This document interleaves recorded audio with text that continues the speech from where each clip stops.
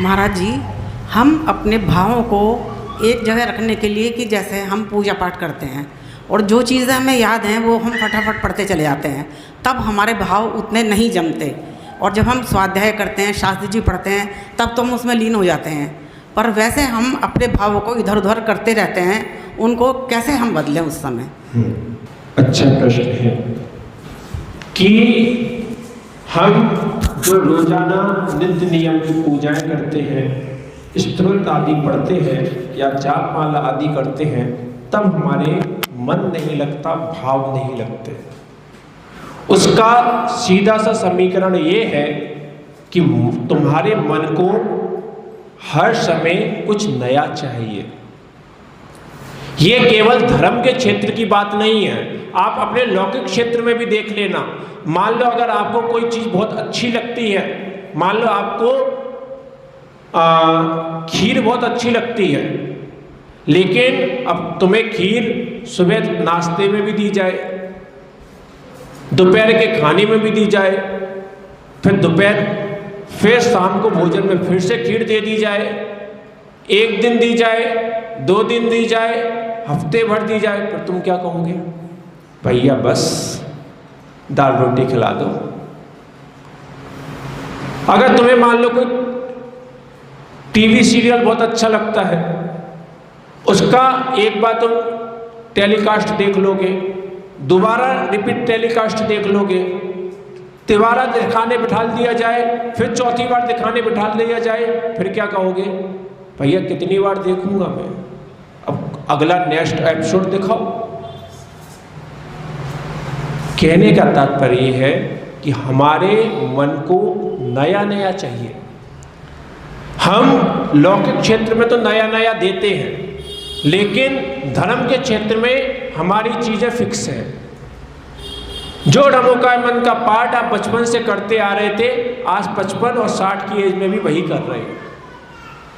वही चंदा प्रभु की पूजा जो पहले किया करते थे, आज से 20 साल पहले, आज भी कर रहे हो। जब आप कुछ नया कर ही नहीं रहे, तो फिर मन में उबासी आएगी। आपको चाहिए कि जैसे आप अपने लौकिक जीवन में सब्जेक्ट बदलते रहते हो, भोजन के खाद्य सामग्रियां बदलते रहते हो, नेत्रों का विषय बदलते रहते हो, इसी प्रकार से आप अपनी पूजाओं को भी बदलो। कभी चंदा प्रभु की पूजा करो, कभी साधुनाथ भगवान की भी कर लो, कभी मुनीश्वरनाथ की भी कर लो, कभी पार्श्वनाथ की भी कर लो, कभी महावीर स्वामी की भी कर लो। और बीच के तीर्थंकरों को तो कोई याद करता ही नहीं है। अजितनाथ, संभवनाथ, अभिनंदननाथ, इनकी पूजाएं कौन करेगा? तुमने तो फिक्स कर रखे हैं अपने तीर्थंकर, बस 5 तीर्थंकर फिक्स है।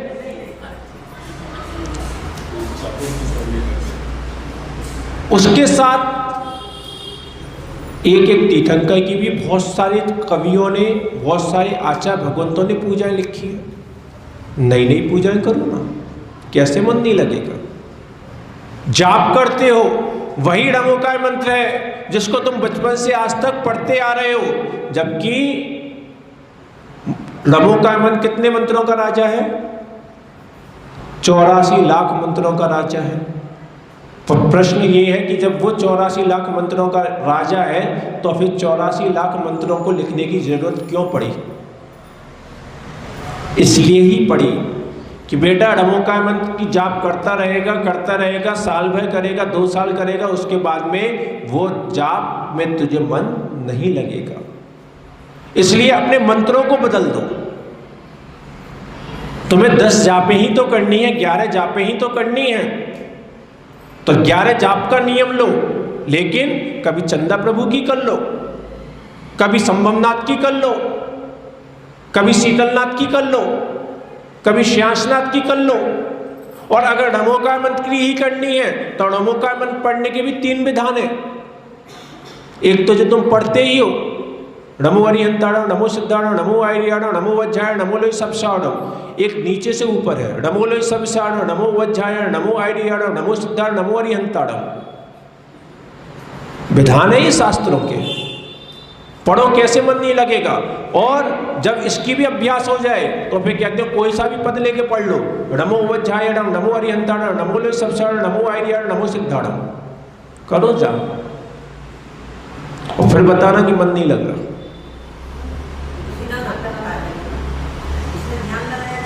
हाँ, फिर जब ऐसे नमो का मन पढ़ोगे तो फिर तुम्हारी एकाग्रता विशेष बनेगी। इसलिए अपन को जैसे लौकिक व्यवहार में नाना सब्जेक्ट देते हैं, ऐसे ही धर्म के क्षेत्र में भी हमें नाना सब्जेक्ट अपने मन को देने होते हैं, तभी भाव लगता है। दूसरी बात जो आपने ये कहा कि स्वाध्याय आदि में मन लगता है, तो एक बात और ध्यान रखना, हमें स्वाध्याय अवश्य करना भी चाहिए। क्योंकि जो पूजाएं हैं, जो भक्तामर आदि स्तोत्र हैं, जो नमोकारमंत्र आदि की जापे हैं, ये सब हैं तो हमारी आत्मा को शुद्ध करने के लिए ही, लेकिन इनमें आपको कुछ नया नहीं मिलेगा। भक्तामर जी के 48 श्लोकों में जितनी बात है उतनी ही है। अब आप उसको 1 साल पढ़ो, 10 साल पढ़ो, पर उसमें आपको ज़्यादा और कुछ मिलने वाला नहीं है। उसके साथ साथ, उसकी जगह तो नहीं कहूँगा, पर उसके साथ साथ अगर आप स्वाध्याय का 1 पेज भी पढ़ते हो, और 1 पेज में भी क्या होता है, आधे पेज में तो हिंदी वो संस्कृत या प्राकृत दी होती है, आधा पेज बचता है। अगर आप वो आधा पेज भी पर डे पढ़ोगे, बहुत आराम से 1 साल में 1 शास्त्र कंप्लीट हो जाएगा। और जहाँ आपके 1-2 शास्त्र कंप्लीट हो गए, आपको जिन सिद्धांतों की बहुत सारी नॉलेज हो जाएगी। आज जो आप जिनालयों में आ रहे हो, गुरुजनों के पास आ रहे हो, सच बात यही है कि आप केवल श्रद्धा के बेस पर आ रहे हो, ज्ञान के बेस पर नहीं आ रहे। और जब तक आपको स्वयं को ज्ञान नहीं होगा, तब तक आप, अभी जो बात चल रही थी बच्चों को संस्कार देने की, वो दोगे कैसे? पहले के लोगों के स्वाध्याय होते थे, और जब उनके घर परिवार में कोई ऐसी घटना घट जाती थी, तब उन जैसी जैसी घटना घटती थी, उनके पास वैसे ही वैसे प्रसंग होते थे शास्त्रों के सुनाने के लिए, तो वो बच्चों को समझ में भी आते थे। अब आज सच बात यह है कि आपके पास बच्चों को सुनाने के लिए है ही नहीं कुछ। हम कहना तो बहुत आसान है कि हमारे बच्चे अब हमारे पास बैठते ही नहीं है, समय देते ही नहीं है, लेकिन खुद विचार करो, अगर कोई बच्चा, तुम्हारा ही बच्चा किसी दिन तुम्हारे पास बैठ गया कि चलो मम्मी 2 घंटे तुम्हें दिए, अब तुम्हें जो जो सुनाना हो, जो जो मुझसे वार्तालाप करनी हो करो, पापा तुम्हें दिए 2 घंटे, अब तुम बताओ 2 घंटे में उसे सुनाओगे क्या? है क्या तुम्हारे पास सुनाने के लिए? अड़ोसी पड़ोसियों की बुराइयां सुनाओगे, नाते रिश्तेदारों की बुराइयां सुनाओगे, अमेरिका इजराइल का युद्ध सुनाओगे, पर धर्म के बारे में आपके पास सुनाने के लिए है क्या? तो बच्चा भी ये सोचता है ये तो मुझे सारा का सारा मोबाइल पे वैसे ही मिल जाता है, न्यूज़पेपर में वैसे ही मिल जाता है, तुमसे क्या सुनूं ये बातें? इसलिए आपके पास प्रतिदिन स्वाध्याय भी अवश्य होना चाहिए।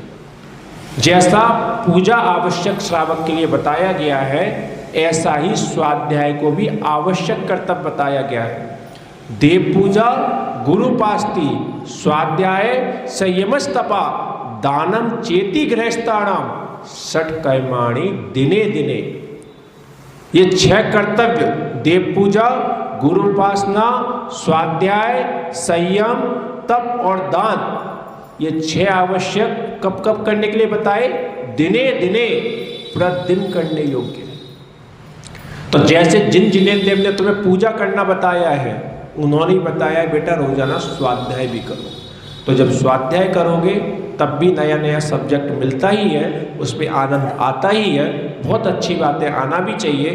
प्रतिदिन हमें स्वाध्याय भी करना चाहिए। और जो आपने पूजा आदि के विषय में पूछा, मंत्र जाप आदि के विषय में पूछा, तो उसमें अगर आप सब्जेक्ट ऐसे बदलते रहोगे तो फिर आपका मन उसमें भी लगेगा। ऐसा समाप्त हो गई, वरना पहले तो मंदिर में ही जिनवाड़ी का वाचन हुआ करता था। संध्या के समय पर समाज का ही कोई एक व्यक्ति जिनवाड़ी की गद्दी पर बैठा करता था और फिर खूब जिनवाड़ी सब लोग शेष लोग बैठ जाते थे और जिनवाड़ी का सामूहिक वाचन होता था। और महाराज जी जैसे हम हमारे छोटे छोटे पोते पोते भी हैं, है ना, तो हम उनको शुरू से मंदिर लाए, उनको अपने साथ हमने विधानों तक में बिठाया, उनसे दर पे भी चढ़वाए, उनसे पढ़वाया भी, और करते करते जब वो बाहर चले जाते हैं बच्चे, तब बस वो मंदिर से विमुख हो जाते हैं। उसमें भी गलती तुम्हारी है। अब जब आते हैं महाराज जी उठाते उठाते थक जाते हैं, अभी तुम रात को देर से सोए थे तो सुबह में कैसे उठेंगे। सुनो, शिकायतें करना आसान है।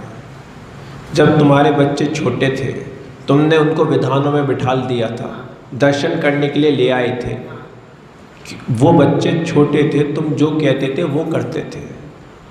बच्चे जैसे ही बड़े हुए, बच्चे पहले अश्रद्धानी नहीं होते, मैं हमेशा कहता हूँ बच्चे पहले अश्रद्धानी नहीं होते, पहले जिज्ञासु होते हैं।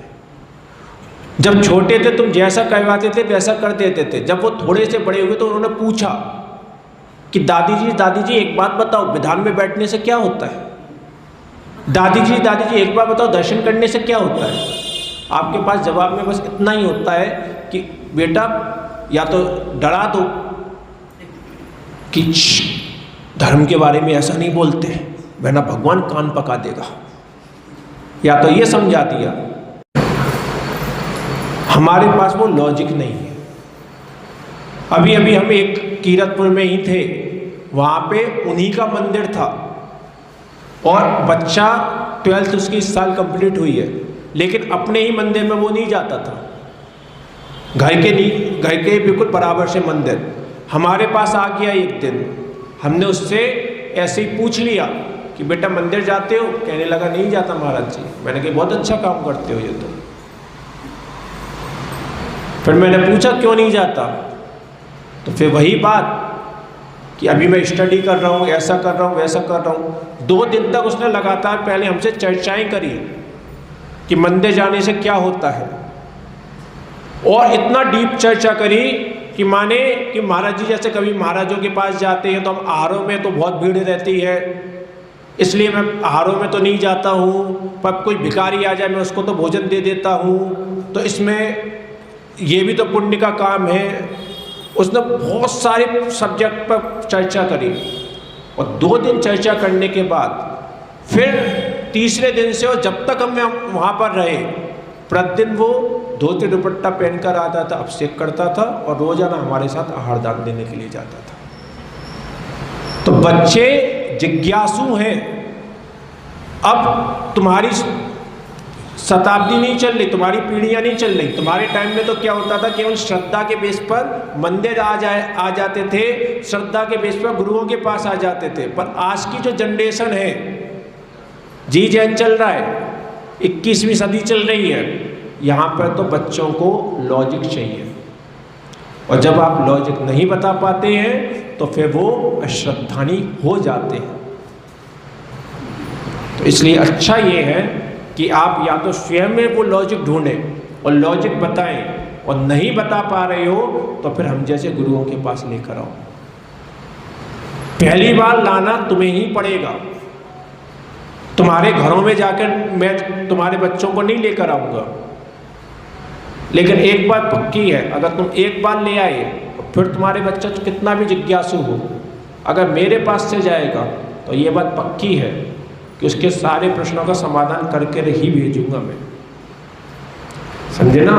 और ऐसा समाधान आप भी कर सकते हो, लेकिन कर तभी पाओगे जब आपका स्वयं का भी स्वाध्याय होगा, ठीक है ना। तो इसलिए हमें केवल बच्चों की कमियां नहीं ढूंढनी चाहिए, क्योंकि आप बच्चों की कमियां ढूंढने के बाद में अपने कर्तव्य से हीन हो जाते हैं। मैंने वही तो बात कही, आज सब लोग कह रहे हैं कि बच्चे, हमारे बच्चे तो मोबाइल में लगे रहते, मोबाइलों में लगे रहते, मोबाइल। अरे भैया तुम्हारे पास बैठ जाएंगे, क्या सुना दोगे तुम? पहले वो भी तो इकट्ठा कर लो, और जब आपके पास वो नहीं है तो फिर वो मोबाइलों में ही लगेंगे।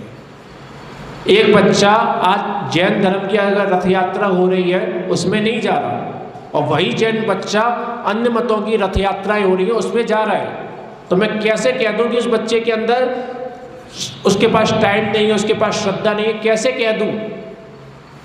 अगर उसके पास टाइम नहीं होता, अगर उसको श्रद्धा नहीं होती, तो वो अन्य जगह पे कैसे चला जाता? इसका मीन्स क्या है कि आप उसको समझा नहीं पाए कि बेटा जैन धर्म की रथ यात्रा में क्यों जाना चाहिए। और जब आप अपने जैन सिद्धांतों को अपने बच्चों को नहीं समझा पाते हो, तो देखो पूरी दुनिया तो समझाने के लिए बैठी है। तुम्हारे बच्चे को चंदा प्रभु भगवान की स्टोरी नहीं पता, राम की पता है। शंकर को जानता है कौन थे, महावीर को नहीं जानता कौन थे।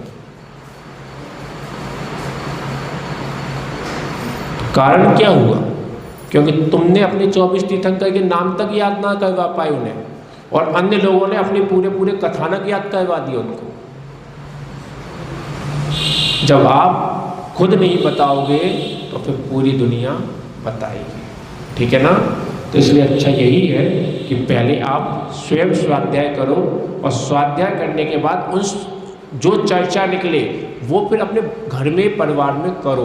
पहले यही तो होता था, यही तो मैंने कहा कि पहले जिनवाड़ी का वाचन होता था सामूहिक, और उसमें तो एक एज वाले ही बैठा करते थे, लेकिन वो फिर घर पे जाके उनकी चर्चाएं किया करते थे।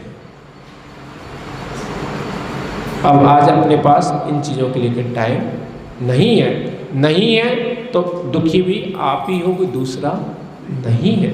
इसलिए अच्छा है कि आप अपनी स्वयं में ये देखें कि हम कहाँ पर गलत हो रहे हैं, क्योंकि आप बच्चों को उलाहना देते उनको सिखा नहीं सकते। आपको बदलाव स्वयं में ही करना होगा। ऐसा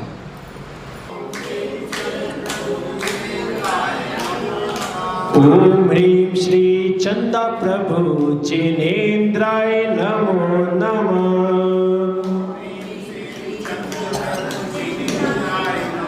जय बोले त्रिदेव श्री चंदा प्रभु भगवान की, परम पूज्य भाग्य शब्द राष्ट्र की समझा कर देश शारदा जी महाराज की।